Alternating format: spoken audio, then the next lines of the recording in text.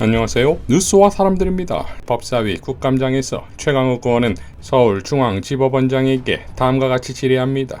서울중앙지법원장님께 좀 여쭤보겠습니다. 네. 이렇게 정치검사들이 폭주하는 상황이 되니 법원에다가 자꾸 부담을 지우고 합법성의 외피를 법원을 통해서 가장하려고 해요. 어제 그제 상관에 계속 그럽니다. 유동규 씨를 그동안에 늘 해오던 익숙한 방법대로 수시로 불러내가지고 회유하고 압박하고 누구 만나게 해주고 맛있는 거 먹이고 하면서 석방을 약속하고 일종의 거래를 한 거 아니냐라는 의혹이 충분히 제기될 수 있는 정황들이 많이 드러났는데, 그거에 대해서 중앙지검장이나 검찰총장의 답변이라고 하는 것이 우리는 법원에다가 최선을 다해서 다 병합 신청도 하고 했었다라는 얘기를 합니다. 지금 법원에다가 병합 신청을 하면서 이 사람 구속 필요성이 너무 엄중하고 중대하니 꼭 구속해 주시기 바랍니다라는 의견서를 검찰이 낸 적이 있습니까? 제가 그걸 공식적으로 확인한 바는 없습니다. 다만 네. 일부 언론에서는 구속에 관한 의견을 내지 않았다 이렇게 보도된 것으로. 그러니까 법원이 병합을 안 해줘서 주요한 피의자 피고인이 석방됐을 뿐이지 우리가 잘못한 건 아니다, 이런 식으로 하면서 이걸 법원의 책임으로 돌리고 마치 법원이 뭔가 지금 다른 생각이 있어서 혹은 어떤 쪽과 결탁해서 무슨 이상한 결정을 한 것처럼 이런 식의 모욕을 그냥 공공연하게 자행하고 있는 상황이란 말입니다. 민주당은 다음과 같이 논평했습니다. 유동규 씨의 수상한 석방, 검찰의 회유 정황이 드러났습니다. 검찰이 유동규 씨의 석방을 둘러싼 수수께끼를 이어가고 있습니다. 유동규 씨의 석방을 막기 위해 모든 조치를 했다던 검찰의 해명은 새빨간 거짓말이었습니다. 검찰은 위례 사건과 관련해 법원에 추가 구속 요청을 하지 않은 것으로 드러났습니다. 검찰은 변호인의 입회 없이 동거인을 조사실에서 만나도록 한 사실도 드러났습니다. 이 또한 당초 검찰의 해명과는 배치됩니다. 유동규 씨는 변호인 대신 검찰의 조력을 받았던 것입니까? 매우 수상한 수사입니다. 검찰이 석방을 미끼로 거짓 진술을 확보했다고 의심할 수밖에 없습니다. 수상한 점은 또 있습니다. 유동규 씨가 건넸다는 돈의 횟수, 액수도 시시각각 바뀌고 있습니다. 하필 지금 구속기간 연장으로 수감되어 있는 남욱 변호사가 유동규 전 본부장과 동일한 취지의 진술을 한 것도 수상합니다. 이재명 당시 시장이 씨알도 안 먹힌다던 남욱 변호사가 왜 갑자기 진술을 바꾸는지 의심할 수밖에 없습니다. 검찰이 이번에는 무슨 궤변으로 발뺌할지 지켜보겠습니다. 검찰이 뭐라 변명해도 회유 의혹, 조작 수사 의혹은 사라지지 않습니다. 무검유죄, 유검무죄의 세상을 만들고 있는 윤석열 검찰의 검은 수사를 국민께서 두 눈 뜨고 지켜보실 것입니다. 라고 밝혔습니다. 임선숙 최고위원도 다음과 같이 발언했지요. 유동규 전 본부장 석방의 진실은 무엇입니까? 검찰은 대장동 사건으로 지난해 10월 21일 구속 기소되어 재판 중인 유동규 전 본부장에 대해 올해 9월 26일 위례 신도시 사건으로 부패방지법 위반으로 추가 기소했습니다. 그렇지만 정작 유동규 본부장은 10월 20일에 구속기간 만료로 석방되도록 했습니다. 이원석 총장도 구속의 필요성이 있다고 했고, 유동규도 석방되면 공범들을 만나 입을 맞추고 증거를 인멸하거나 도망갈 수 있는데 검찰은 왜 구속기간 만료일에 석방되도록 방치했을까요? 검찰은 석방을 막을 모든 수단을 썼다고 강조하면서 최근 위례 신도시 사건 추가 기소 시에 기존 대장동 사건 재판부에 구속영장이 필요하다는 취지의 의견도 냈지만 법원이 받아들이지 않았다고 주장하면서 법원 탓을 하고 있습니다. 법원에 사건이 갔기 때문에 구속영장을 청구할 수 없었다는 것이 검찰 논리 중의 하나입니다. 과연 그럴까요? 구속된 피고인이라도 다른 사건으로 기소하는 경우에는 예외적으로 이중으로 구속영장을 청구할 수 있습니다. 이중 구속 영장 제도라고 합니다. 위례 신도시 사건은 이미 대장동 사건으로 재판을 받고 있었기 때문에 새로운 사건이 기소되는 것입니다. 그래서 이중 구속 영장을 청구할 수 있는 경우였습니다. 하지만 검찰은 정작 위례 사건을 맡게 된 재판부에 9월 26일 기소 시에 추가 구속영장을 청구하거나 구속 요청을 하지 않았습니다. 이 사건은 기존 대장동 사건과는 전혀 다른 사건으로 기소되는 것이고 조만간 구속기간이 만료될 예정이었습니다. 만약 검찰이 유동규의 석방을 막을 생각이 있었다면 위례 신도시 사건을 담당하는 재판부에 추가 구속영장을 청구하고 구속의 필요성을 적극 주장해 추가 구속영장의 필요성을 심의하게 했어야 했습니다. 검찰은 전혀 그렇게 하지 않은 것입니다. 검찰은 이미 올해 4월에 유동규에 대해서 증거인멸교사로 추가 기소를 하면서 그때 이미 이중구속 신청을 했습니다. 올해 4월 4일에 이중구속 신청을 해서 4월 18일에 추가 구속을 위한 심의가 열렸고 19일에 1차 구속영장이 발부돼 구속기간이 연장된 것입니다. 그런 경험을 이미 가지고 있으면서도 검찰은 이번에 그렇게 하지 않은 것입니다. 대장동 사건을 담당하는 재판부가 병합 신청을 받아주지 않아서 구속이 안 됐다. 제가 봤을 때는 맞지 않는 이야기입니다. 대장동 사건을 담당하는 재판부는 이미 1년 이상 사건을 진행했습니다. 추가로 새로운 사건을 병합해서 하게 되면 재판이 너무 지연되기 때문에 병합을 받아들이지 않을 가능성이 높았습니다. 검찰은 이 사실을 잘 알고 있었을 것입니다. 그렇기 때문에 대장동 사건을 담당하는 재판부가 아닌 위례 사건 재판부에 구속영장을 청구하고 구속의 필요성을 주장했어야 했는데 그렇게 하지 않은 것입니다. 그러면서 유동규가 만기 석방되는 상황을 그대로 지켜만 보고 있었습니다. 이것은 무엇을 말하는 것일까요?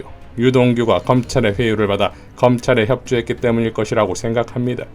검찰은 이미 유동규로부터 원하는 진술을 확보했고 유동규가 밖에 있더라도 검찰을 배신하지 않을 것이라는 믿음이 있었기 때문에 구속을 계속할 이유가 없었다고 생각됩니다. 유동규는 구속기간 만료를 앞두고 갑자기 변호인들의 조력을 거부하고 검찰에 협조하는 모양새를 보이면서 주변에는 20일이 되면 나가니 밖에서 보자라고 했습니다. 자신이 석방될 것을 예측하고 있었습니다.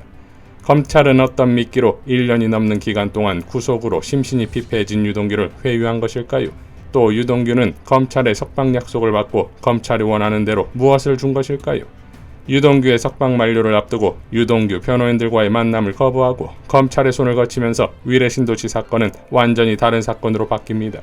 유동규의 석방기간이 만료되기 전날 검찰은 김용 부원장을 대선자금, 정치자금을 수수했다며 체포하고 민주당에 대한 압수수색을 시도했습니다. 처음에는 위례신도시 개발 관련 뇌물사건으로 출발한 것이 유동규의 석방을 계기로 야당 대표 대선자금을 수사하는 정치자금법 사건으로 둔갑한 것입니다.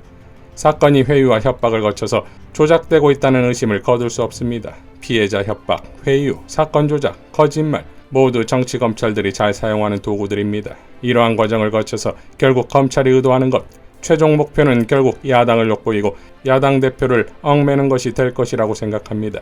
이미 검찰은 이 사건에서 보여주다시피 정권의 하수인이 되어 있고 정치검찰로 헌정 파괴적인 검찰 독재행위를 하고 있습니다. 모두 이런 검찰의 독재행위가 지속되지 않도록 눈을 부릅뜨고 감시와 비판을 계속 해나가야 되겠습니다. 라고 밝혔습니다. 자, 유동규의 동건이에 대한 놀라운 보도도 나왔지요. IM피터는 유동규, 동건여 구속영장 발부에 극단적 선택했었다 라는 제목의 기사를 보도했는데 내용을 요약 정리하면 작년 10월 유동규가 구속될 때 모든 혐의를 부인했었는데 왜 진술을 번복했을까라는 의문에 대해 검찰이 유동규의 동건여를 수사한 것 때문 아니냐는 겁니다. 실제로 검찰은 동건여를 검찰에 불러 수사했다고 밝혔는데 이때 유동규는 구치소에서 다량의 수면제를 복용했다가 응급실로 후송되었고 당시 유동규 측 변호인은 처에게 시키지도 않은 휴대전화 손괴 교사로 구속영장이 발부되자 세상을 떠나고 싶은 마음에 극단적 선택을 시도했었다.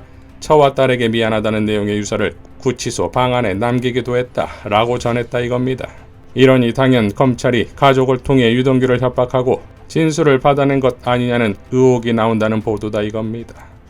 자, 이런 수준의 수사로 대한민국 제1야당의 당대표를 잡고 당사를 쳐들어가겠다는 것이 기가 막힐 노릇이나 지난 한명숙 총리가 그랬고 조국 장관도 그랬고 유시민 작가에게도 이러한 방식이 시도되었다는 것이고 그리고 통했었지요.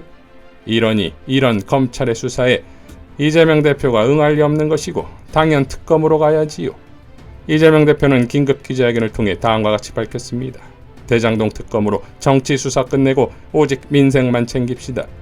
정치의 존재 이유는 민생이고 주권자가 맡긴 권한은 오직 국민의 눈물을 닦고 국민의 더 나은 삶을 책임지는 데 사용되어야 합니다. 그런데 지금의 정치는 이 본연의 정치의 역할과 책임을 망각하고 있습니다. 정쟁에 몰두하면서 민생을 외면하고 있습니다. 경제는 하루가 다르게 나빠지고 국민의 걱정은 날로 커져가고 있습니다. 정쟁과 정치 탄압으로 나를 치우세울 만큼 한가하지 않습니다. 저의 정치적 운명이 국가의 운명보다 더 중요할 수 없습니다. 대통령과 여당에 공식적으로 요청합니다. 화천대유 대장동 개발과 관련된 특검을 즉시 수용하십시오. 언제까지 인디언 기후재식 수사에 국가 역량을 낭비할 수는 없습니다. 뿌리부터 줄기 하나하나까지 사건 전모의 확인은 특검에 맡기고 정치권은 지금 이 어려운 민생과 경제 살리기에 주력하고 총력을 다합시다. 특검은 지금까지 제기된 모든 의혹들을 총망라해야 합니다. 대장동 개발과 화천대유에 대한 실체 규명은 물론이고 결과적으로 비리 세력의 종잣돈을 지켜주었던 대통령의 부산저축은행 수사의 문제점과 의혹, 그리고 그에 관련된 허위사실 공표 의혹에 대해서도 조사해야 합니다. 대통령 부친의 집을 김만배 누나가 구입한 경위 같은 화천대유의 자금 흐름 진술이 갑자기 변경되는 과정에 제기된 조작 수사와 허위 진술교사 의혹도 밝혀야 됩니다. 모든 의혹들을 남김없이 털어낼 좋은 기회입니다. 대통령과 여당이 떳떳하다면 이 특검을 거부할 이유가 없을 것입니다. 떳떳한 것이 확실하면, 잘못한 것이 없다면 특검으로 공정하게 실체를 규명하도록 요구합니다. 윤석열 정권은 명심해야 합니다. 민주당을 때린다고, 탄압한다고 정부 여당의 무능이 감추어지지 않습니다. 이재명을 때린다고 해서 정부 여당의 실정이 가려지지 않습니다. 정치 보복에 꽹과리를 울린다고 경기 침체의 공포가 사라지지 않습니다. 대통령과 여당은 특검법을 반드시 수용하기 바랍니다. 이제 정치 보복의 시간을 끝내고 민생의 시간을 열어주십시오. 라고 일갈했습니다. 자, 역시 이재명이지요. 결국 특검을 하자는 것도 자신을 살리는 것이 아니라 지금 대한민국 위기 속에 민생을 살리자 이겁니다. 오직 수사와 색깔론으로 2022년 세계 10대 선진국 반열에 오른 대한민국을 이끌겠다는 것이 대한민국 국민으로서 가슴에서 천불이 올라오는 것이며, 이 천불은 고스란히 촛불광장에 타오를 것입니다. 이상 뉴스와 사람들이었습니다. 시청해 주셔서 감사드립니다.